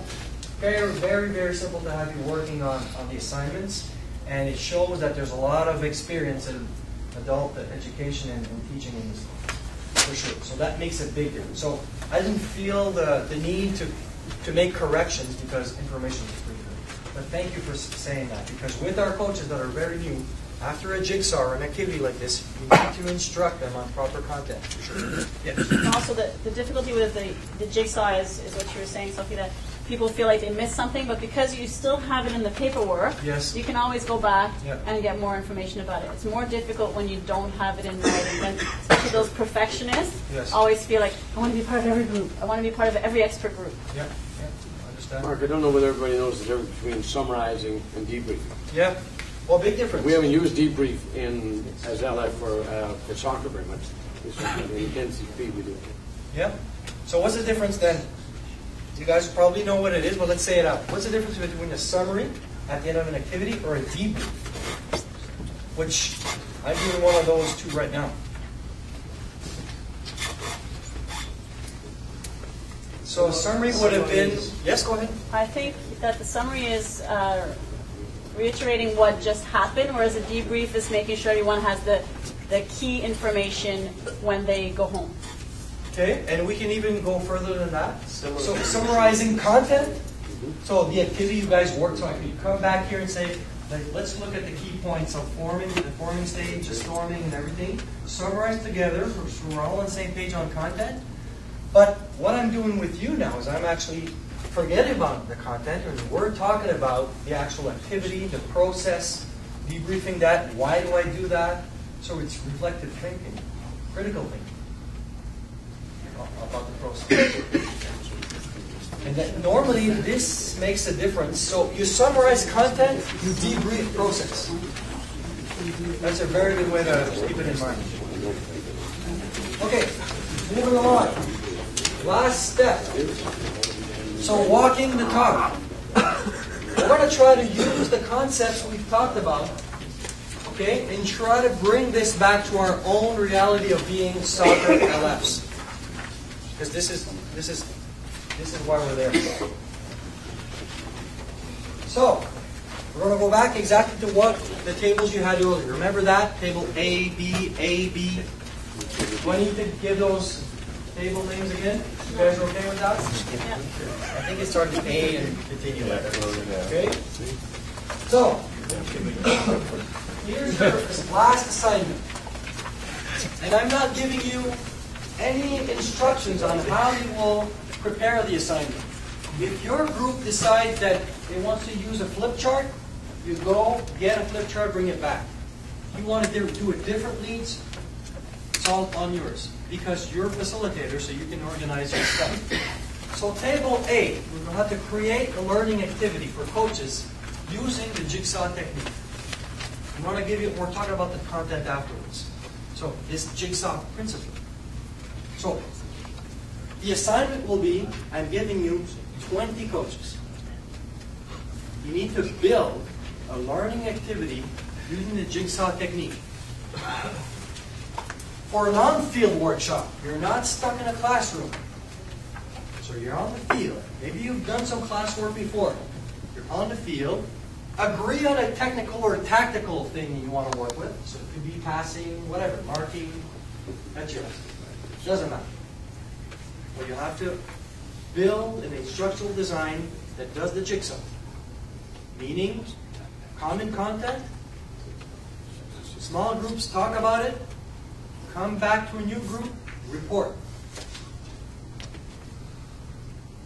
Table B, create a learning activity for coaches using a live presentation technique. So coming back to what we did before. It's a bit different now. You don't need to regroup 3 or 4 times. You give this group an assignment. Okay, by the way, you guys will prepare a drill for this technique. Once you're done, you're going to present it to somebody. So there's a difference between both. Okay, so at your table, groups of 4 or 5, select a skill or a tactic, something that you need to teach on the field for coaches. Once you've agreed on that, depending on the table you have, create an activity that's either a presentation after working on something or a jigsaw. Okay, so this time I'm going to give you 10 minutes. Once you're done, we're going to just report back to one group. All right.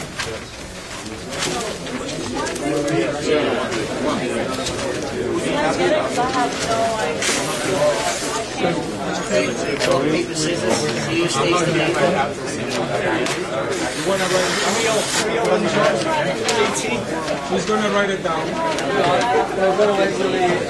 We can do one big group.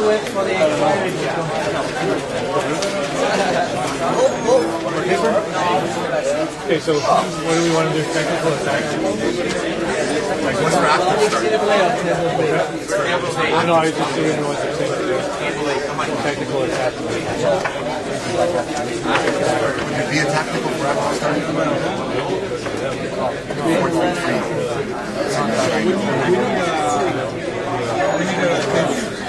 For on-field workshop, choose technical attack. Okay, what do you want to do? Simple passing, receiving, shooting. What would be involved in this one? But that's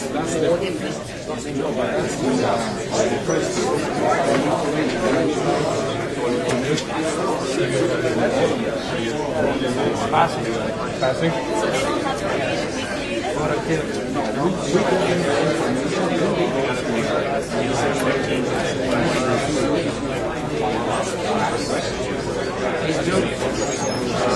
Active start 4 to 6.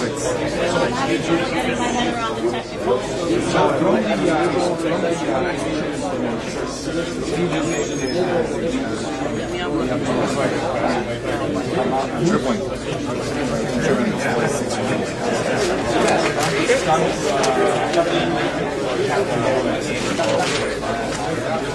Running with the ball.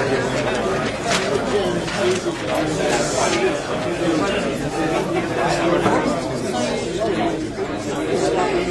the same structure.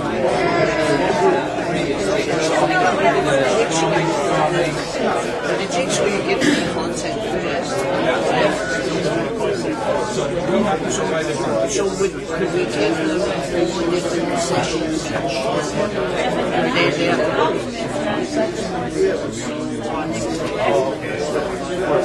Then I guess when they go back to this,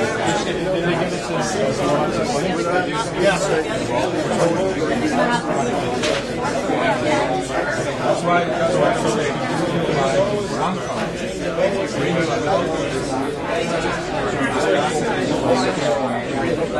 then you come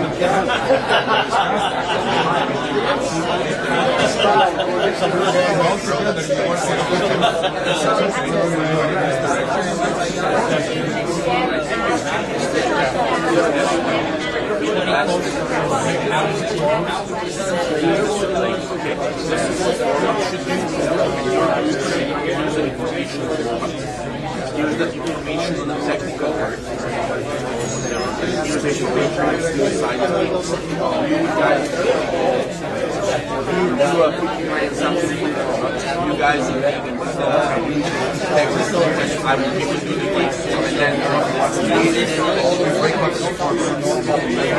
So all the work, like you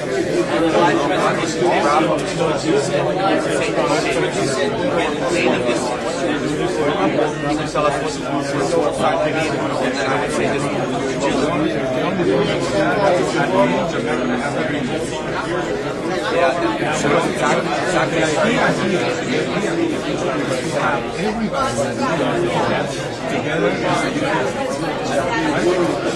they need to, there has to be a soul meeting.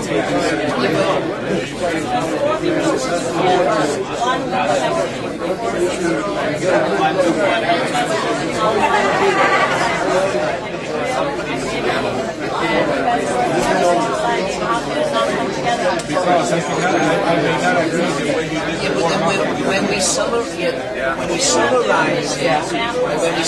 and talk it through, like you have to create a right? Yeah, and then when you disagree with it, you would probably try and you know what, I think we're talking about the same thing. What I said is we divide it into two groups, right? This is the kind. Come up with your, I mean, that jigsaw. Second, story. No, that we just used them for the jigsaw. We strategy that we use to look at storming and norming and water jigsaw. We don't use those things. We just use that technique.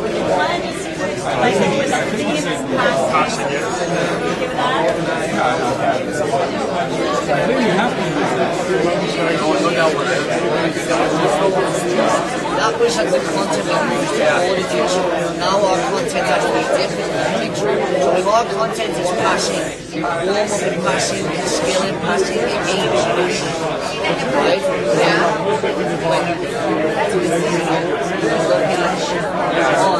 Right, then the warm-up people were told to get so let's divide it into, okay, so we got warm-up, technical or technical practice, technical active start.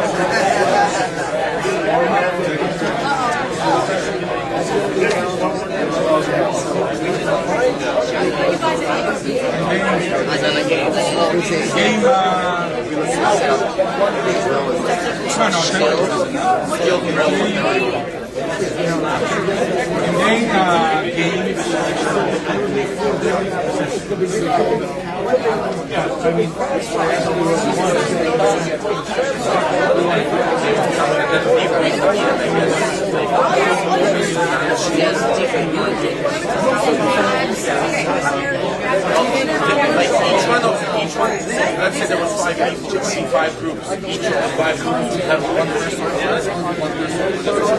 and they would talk, and then but then you gotta make, they would present to each other. Or mercy. What would be involved? What do you need to do?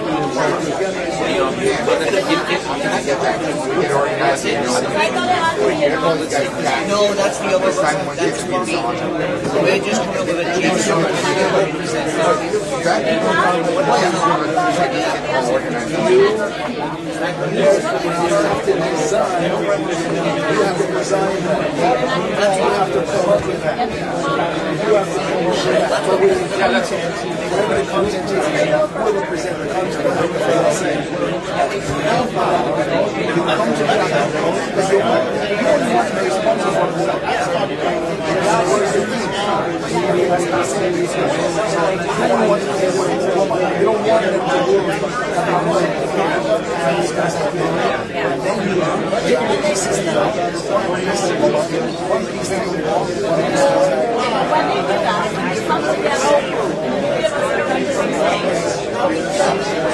No, that's what these and all that design.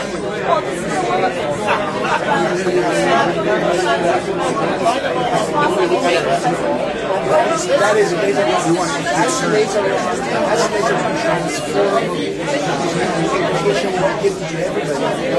So now you would learn about drama, you develop its own So what is there is agreement about you guys? The disagreement because you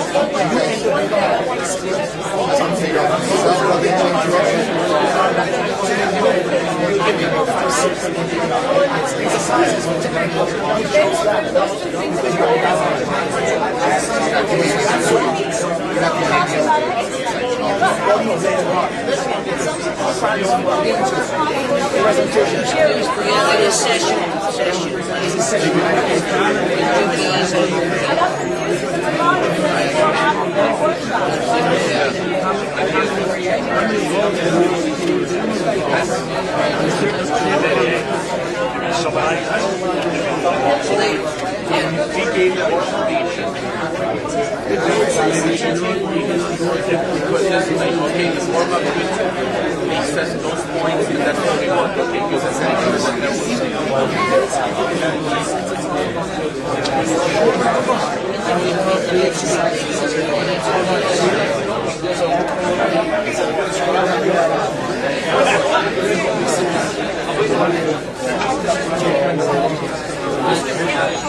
So it has to be progression. Therefore, we can do this right here. This table should put the information format to this. Then you can go in the field and warm up. Okay, you guys design warm up. This is all. But that would take too long.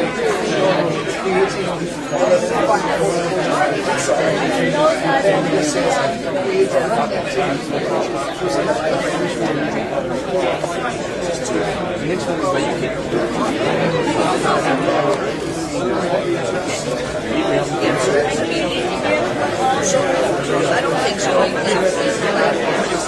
You would get like, a bunch of content you've got, feed that, right? And then you put all the more before you get into an email, you want to have an activity of some kind of competition.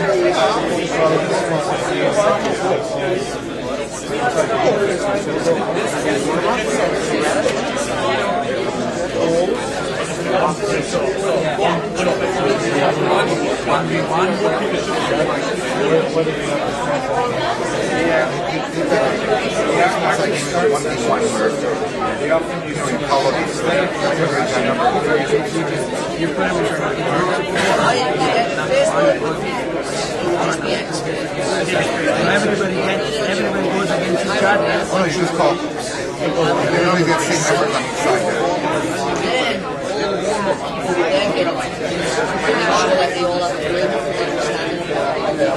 And they would take it past and practice it,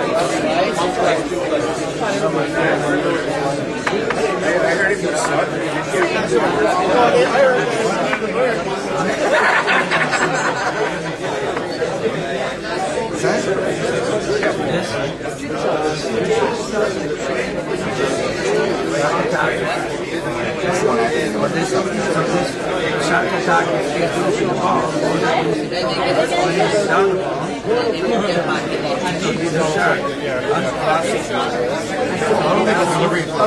So we're going to come get the other side.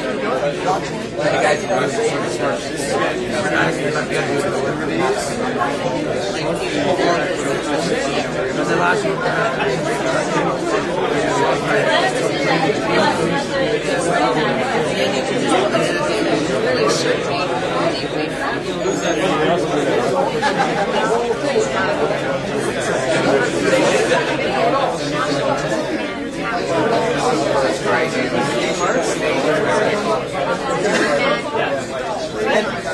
I think we went all the way over there just to see what we were seeing.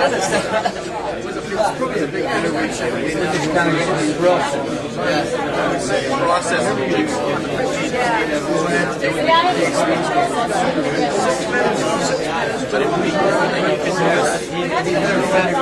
Well, that's what they teach me. I think what it's saying is then you would see what you I've heard it called the dragon. The dragon keeps getting bigger.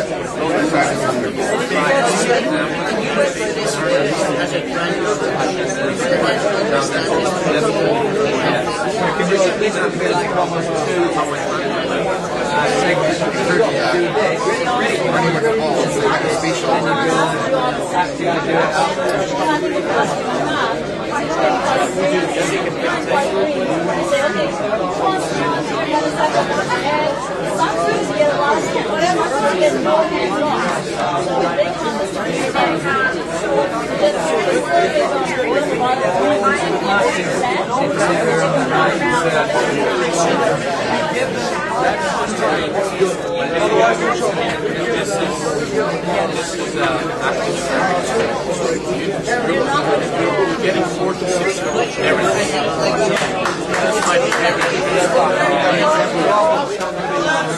Let's get back together.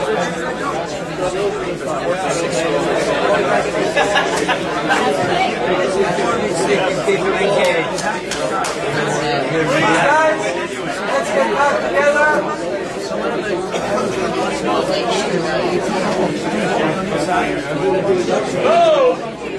Hey guys. Okay. So first of all, excellent work. And every time I have the chance to do this with coaches, with experience, I get to see, wow, what a great idea. There's always a bunch of things that come up. Different ways of applying facilitation techniques. The jigsaw is just a concept more than anything. And the way to present, when I say a presentation, it could be actually, we build a drill, then I go up to my group, and I actually run the drill with them.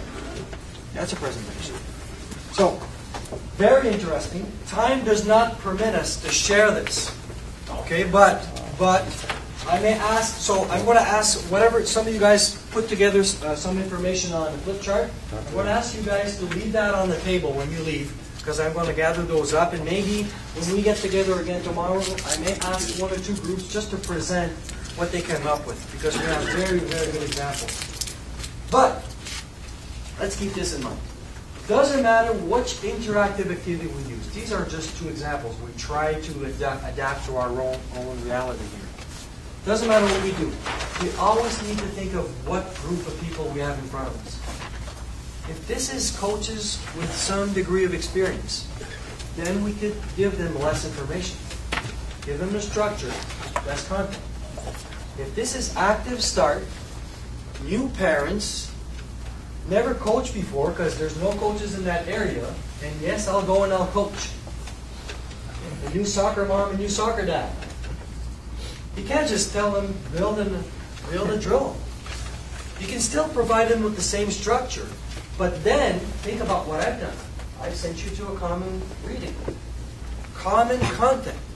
So I could do this, I could be an instructor. By the way, this is the way we should teach this skill. Bang, bang, bang, bang. Whoever has this card, group 1 or the hearts or the diamonds, whatever you use. You guys, you understand the skill? You guys are going to build a simple drill for us. Okay, second group. This is how we execute this skill. This is a proper technique. I take 5 minutes. I don't have a choice because there's no experience in the room. So remember the 3 skills of a learning facilitator? What was the first one? Structure. That will never change. Never. All we're asking is, as you understand the level of experience of the group, try to engage them more and more. So you develop problem solving and critical thinking. And I'm going to leave you with that. Whatever the MLF group is going to work with you for the rest of the day. When we talk together, because we're going to have small sessions to talk together on a field, I want to always ask you the same question. How can we make sure that the people are mentally engaged? It's not because you take 5 coaches and you put them in the passing drill that are mentally engaged.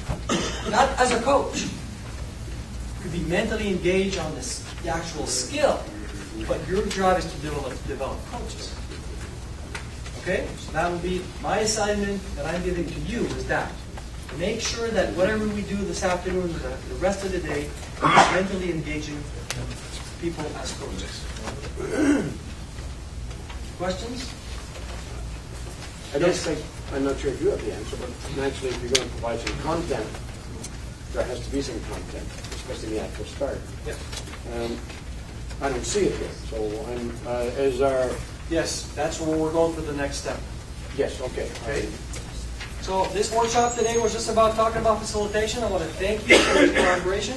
Also, thank you for your patience, because you probably noticed that English is not my first language, so I struggle with that sometimes. And I'm looking forward to working with you. Leaders,